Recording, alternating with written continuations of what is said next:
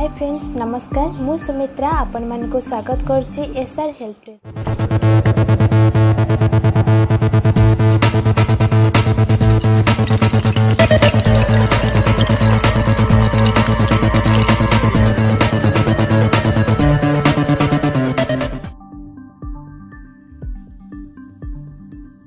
जदि आपण मैंने मत इंस्टाग्राम रे फॉलो करने को चाहते तो मोर इंस्टाग्राम आईडी ये मेंशन अच्छी ता सहित मोर डिस्क्रिप्शन बॉक्स रे मध्य इंस्टाग्राम रो लिंक अच्छी डायरेक्ट से क्लिक करी मोर इंस्टाग्राम पेज को मध्य जाई परिबे तो जहाँ फल आपण मैंने खूब शीघ्र कौन आसूची नुआ वीडियो तापर मध्य आपण मैंने जानि परिबे। आज आम कथा बा जो माने कोविड रु सुस्थ होके आसुचंती से माने कौन सब खाइबा उचित आउ से माने सब को ट्रीटमेंट रे रहिले तांको नेक्स्ट टाइम आउ कोविड हेनी आम यही भिडियो से सब आलोचना करवा।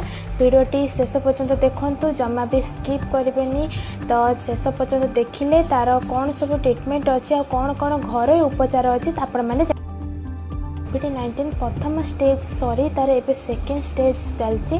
सेकेंड स्टेज एते भयंकर महामारी रूप से नहीं साराणी बहुत लोकंकर जीवन मध्य नहीं साराणी तो सेतिपाई आमे बंचिबाको हेले आमको निजको स्ट्रॉंग करने सहित आम शरीर में थिबा इम्यूनिटी पावर को माने शक्त करने को पड़िबो।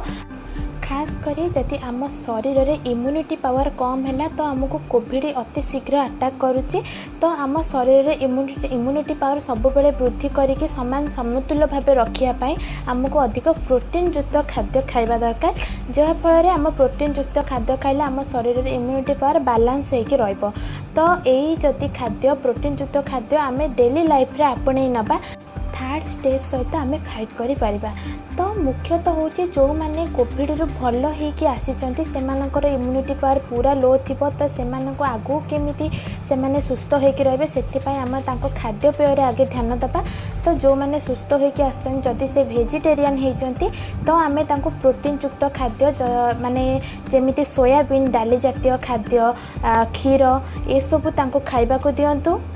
जदि कोविड रु सुस्थ होइतिबा लोकटी नॉन वेजिटेरियन अच्छी तो सेमानकु तांको खाद्यपेय माछ मांस चिकेन विभिन्न प्रकार खाद्य तैयारी करी तांको खाइबा को दियंतु। ता सहित अंडार धड़ा अंश खाइबा को दियंतु कारण अंडार धड़ा अंश रे अधिक प्रोटीन थाए।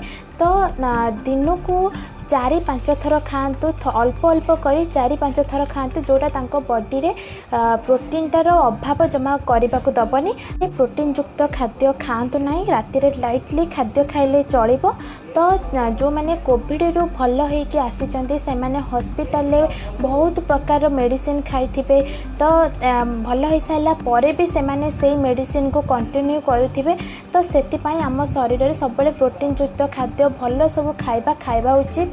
ता सहित आमे मास्क सैनिटरी व्यवहार करबा उचित। सोशल डिस्टेंस तो सब बेले नबा उचित। खाद्य रे प्रायतः सब बेले हलदी जीरा आउ रसुण व्यवहार करंतु। ता सहित दिन में मझिरे 4-5 थर उषुम पानी पियंतु। जेमिति चाहा जेतिक उषुम थाए सेमिति उषुम पानी व्यवहार करंतु जहाँफल आम बॉडी रे थिबा ठंडार परिमाण कमिबो। ता सहित दैनंदिन आम जदि सबुदिन सकाळु उठी 30 मिनिट जहाँपाई जेतिकी संभव सेतिकी जदि आम व्यायाम करबा तो आमर रोग प्रतिरोधक शक्ति मध्य बढ़िबो। आमे जदि दैनंदिन सकाळु गोटे चामच जेमन प्लस सेटा आयुर्वेदिक प्रोडक्ट जदि सेटा आमे खाइबा तो आमको सेटा मत ठंडार कंट्रोल करे।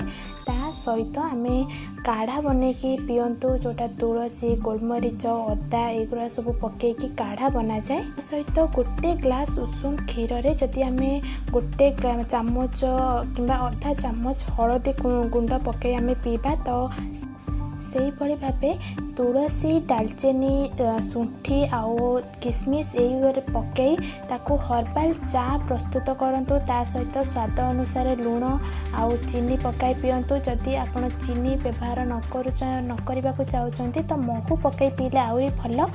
तो यही भाव व्यवहार करी तो आपण मैंने जो मैंने कोविड रोग रु भल होके आसछंती से माने यही सब खाद्य को कंटिन्यू कले तांको इम्यूनिटी पावर बढ़ी। स्वास्थ्य विभाग सूचना अनुसार बा WHO से सूचना अनुसार कोविड थर्ड स्टेज खूब शीघ्र आसब जहाँकि आमर शिशु मानक पाई अधिक क्षतिकारक से करिवो। तो शिशु मानकर इम्यूनिटी पावर बढ़ापी कौन सब खाइबा दरकार आ सब कौन से माने कले तांको इम्यूनिटी पावर बढ़िबो से वीडियो मध्य मु खूब नुआ वीडियो आसिया पाई आपण माने केते एक्साइटेड अछंती मते कमेंट माध्यम रे जणातो। आ मोर ए वीडियोटी आपण मानक जदि भल लागिछि लाइक शेयर करंतु ता सहित मो चैनल को सब्सक्राइब करंतु जारे मो नुआ नुआ वीडियो गुड़िक आपण मानक पाखु शीघ्र पहुँचबो। तो रहुछि नमस्कार।